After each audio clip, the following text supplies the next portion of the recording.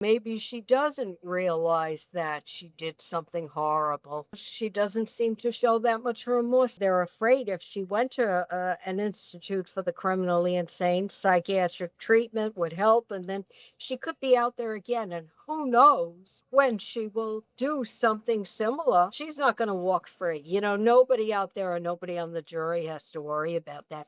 Any mental health professional would hesitate to say she's okay now. She's no danger to society, say in 2 or 3 years, even if she seems perfectly sane. How do they know she's not faking it? I'm curious if there are any ways you think that this defense argument might fail, that, she wasn't really suffering from undiagnosed postpartum psychosis. Is there a way that the defense's argument might fail? Sure, it might fail if they look at her prior history, if they look at the argument they're now trying to make that she speaks perfectly normally now that she's away, now that she's in an institution. Other than that, she doesn't seem to show excessive remorse for her kids, but who knows? Maybe she doesn't realize that she did something horrible. She doesn't seem to show that much remorse that she's in a wheelchair either.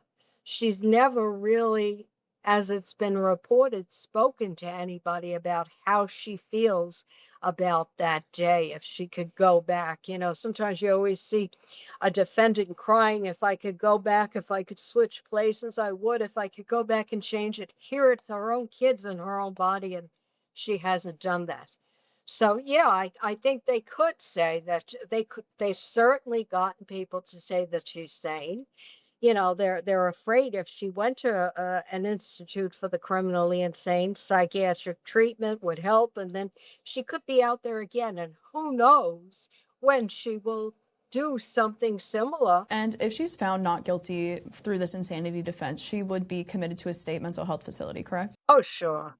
That she's not going to walk free. Nobody out there or nobody on the jury has to worry about that. She is going to be committed to a locked institution, meaning she won't be given visiting privileges with her family unless they come and talk to her, probably through bars, through glass, whatever it is, just like a prison. She will receive treatment for her depression, for her psychosis. She'll be forced to take medication, most likely, if she refuses it. And two psychiatrists think she needs it. But she's not going to be walking around free for a long time because I think any mental health professional would hesitate to say she's okay now. She's no danger to society, say in 2 or 3 years, even if she seems perfectly sane. How do they know she's not faking it? And nobody wants that responsibility. So it's probably going to be a long time. She'll be locked up somewhere. Society will be safe. And if she's found guilty, would she go to prison, and would she still have that same sort of access to mental health care that she's had, or almost at a similar level? Depends what prison she goes to. I'm not too familiar with the state prison that she'd be going to in Massachusetts. I know all prisons have some mental health availability. Now, whether that's one psychologist who has to do testing as well as treatment, which involves talking to different people maybe once a month for 15 minutes, or whether it would be regular sessions. They have groups, but mostly the groups are to prevent reoffending more than to get deeply into psychological needs and feelings. And I think she needs that. And hopefully there'd be somebody skilled enough to give it to her. But yes, she would be given the medication. The psychiatry might not be that great in the prison. Eventually, they would, through trial and error, they would find something that worked better than no medication. And that might clear up the delusions and the auditory hallucinations. Even if it turned out she was schizophrenic, which is very unlikely, it would still clear up those kind of symptoms as long as she continued to take it. And then it would have to be monitored. If she ever did get out, she should get an injection once a month. There are drugs they can inject rather than depend on how to take the medication. because there's been an awful lot of people that were diagnosed with a psychosis that were then allowed out and decided they didn't need their medication anymore and wound up doing something very bad. So, yes, she would get help, but she wouldn't get the same kind of help she'd get in a psychiatric institute. I kind of just want to ask you if you can, explain a little bit about what postpartum psychosis is also, because one of the big points that they've been making here is, how much longer this event took place after she gave birth.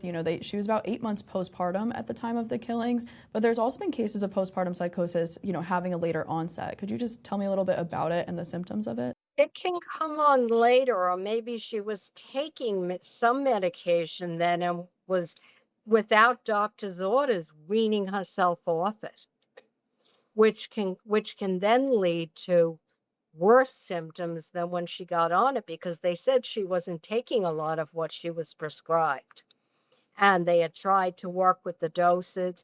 They thought she was bipolar, and bipolar is very difficult to treat because the difference between the effective dose and the possibly fatal dose isn't that great if they use certain medications. So it really is a trial and error. When there's a cure for something, usually there's only one. When there's treatment, which there is with psychiatric meds, various meds work in various patients, and you really have to see how it works. But postpartum psychosis, to go from depression, severe depression, I don't think I'm a good mother, I don't think I can do my job, I'm tired all the time, to actually feeling delusional, like maybe I want to hurt the children, maybe I'm really bad and I want to do something bad. That's the delusional part. To go from that into hallucination, there has to be a major chemical imbalance. Nobody hears voices. If you believe she heard male voices, mostly female voices, whatever she heard, that is usually caused either by excessive drug use, could have been a severe reaction to something she was taking that we don't know yet, or psychosis. And that's where they say the psychosis. And yes, your hormones and everything don't necessarily go back to normal. The endorphins, which are the pain freeing hormones, are up during pregnancy. So you expect a drop once you give birth and that pain is over. You sort of wore your system out. So you're going to be a little depressed, but there's no saying that with 3 young children to take care of. She said her older children sometimes felt like a burden. And now she had the third, she had a baby, that you could start to feel like things are not getting any better. They're only getting worse as the children become toddlers. Often their behavior gets more out of control than when they're tiny. Yeah. So yeah, 8 months later, she could still have postpartum psychosis, on and off, episodes. And that's what's so tricky. She might have been fine during the day. She wasn't hearing voices. As soon as her husband left the house, she had a few minutes to herself with her own thoughts. That's when she heard the voice. And, I'm curious if you have any sort of predictions on what the outcome of this trial is going to be, what you think the jury might decide, and even so, just what the future looks like for both Lindsay and her family, especially her parents who have, relocated from Connecticut to Massachusetts to visit her every day at the state hospital that she's been held at. Well, I think it's going to be not guilty by reason of insanity. There's too much doubt here. And there's too much burden on the prosecution. And if you remember with the Andrea Yates case, first she was found guilty. The Supreme Court overturned the verdict, and the second jury found her not guilty by reason of insanity. So, with the burden of the prosecution and the doubts that were injected here, I think it's going to be not guilty. Reason of insanity. She'll be in a mental hospital, or if she goes to jail, I think her family will visit her much during the beginnings.